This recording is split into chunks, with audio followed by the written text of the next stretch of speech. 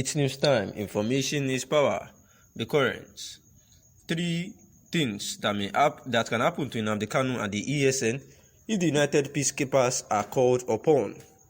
Also, the governors of the southeastern region have been demanding for the release of Nnamdi Kanu, amongst other happenings. And Nnamdi Kanu and the Eastern Security Network has been active in showing brute force against the Fulani herdsmen, and the ESN acting under the instruction of Nnamdi Kanu, who is presently at the DSS facility.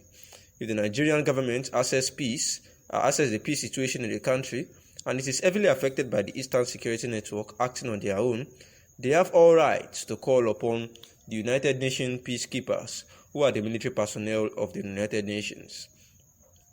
The United Nations military personnel, aka Peacekeepers, will answer the call of the Nigerian government in order to provide security across the conflicted area in the country.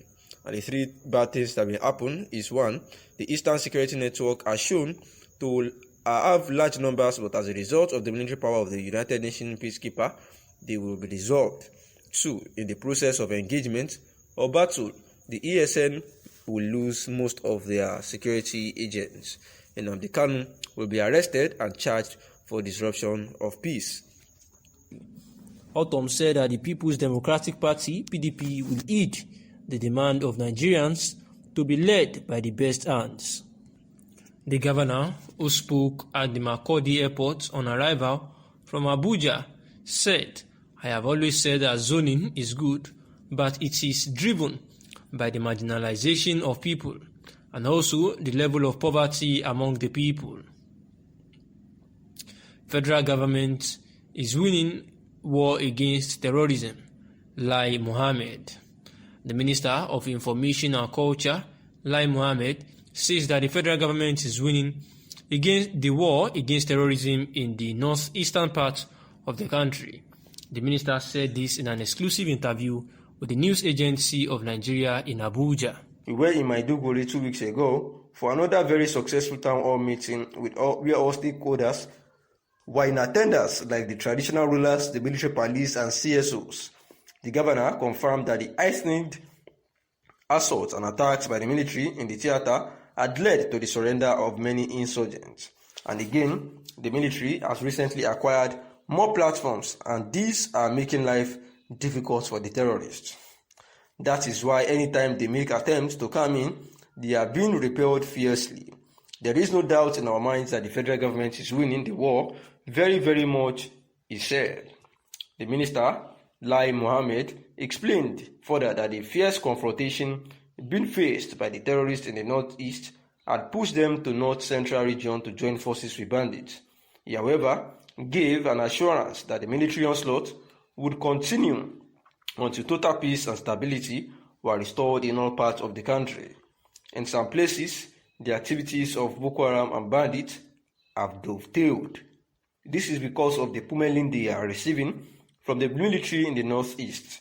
They are moving toward parts of the north central, and here they are linking up with bandits. So there are some handshakes of some sorts. It is just like you displace water, it will flow somewhere. So that is exactly what is happening.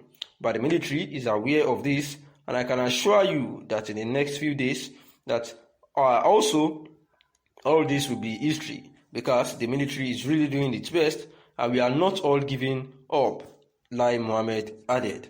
And this is Lai Mohammed that is talking about the federal government's attempt to shame the Boko Haram and terrorism in the country and to overcome it, saying very boldly that the federal government is really winning, and it is evident, and that the successes recorded by the federal government in this area of fighting terrorism is actually a moral boosting effort, and should actually be appraised. The Minister of Information and Culture, Alhaji Lai Mohammed, has said that the federal government is winning the war against terrorism, especially in the northeast zone of the country. While doing an interview with the news agency of Nigeria in Abuja, he said that we can see and recall that some communities in this northeast have actually been under the full control of the insurgents, that is Boko Haram, and some terrorists before 2015. And now that the federal government has done its best to reclaim all these, these communities through what he described as relentless efforts of the military and other security forces. While the minister also said that the record, he attributed the successes recorded to the various moral boosting efforts of the federal government in fighting terrorism. And therefore, he has said that this is actually not where they are going to stop, that they were going to continue to ensure that they win totally. The minister actually said that the federal government had actually gotten additional acquisition of new military hardware. And the news agency of Nigeria, NAN, reports that the federal government has taken delivery of about 10 Super Kanu fighter jets, a fighter jet that is very, very strong, and with additional 2 expected by the end of October. And these, 2 Kanu jets were one that the indigenous people of Biafra at a particular point in time had said that that it was not right for the federal government to have such, because they might actually use it wrongly on them. That is to tell you how efficient and effective this Super Tucano fighter jet is how effective it is. And for them to have gotten 10, it means that they are really serious to ensure that terrorism gets out of the country. And in his words, he says that there is no doubt that the fact that the federal government is really winning against the terrorists, saying that 20 local government areas in Borno State and that it was 13 that were effectively under the control of Boko Haram as of 2015. And now that it is no longer the same thing, because there was a particular time that they went to Maiduguri to Bama, about 78 kilometers, but no single vehicle was on the way. And while they were traveling, it was beckoning to them that this was a suicide mission. And luckily for them, when they left, it was that same route that a commander was killed. And when they go to Bama, over 6,000 houses in Bama, every one of them have been bombed by the Boko Haram. And that was in 2015. But as out of today, if you go to Bama, you would see that there is a whole lot of differences there, and that place has actually been restored. And there is no doubt to him that they are even winning. We hear it every now and then on the news that 2,000 people has surrendered, about 5,000 has surrendered, about 8,000 has surrendered. We see that the surrendering of these insurgents and terrorists are actually speaking volume of the successes of the military.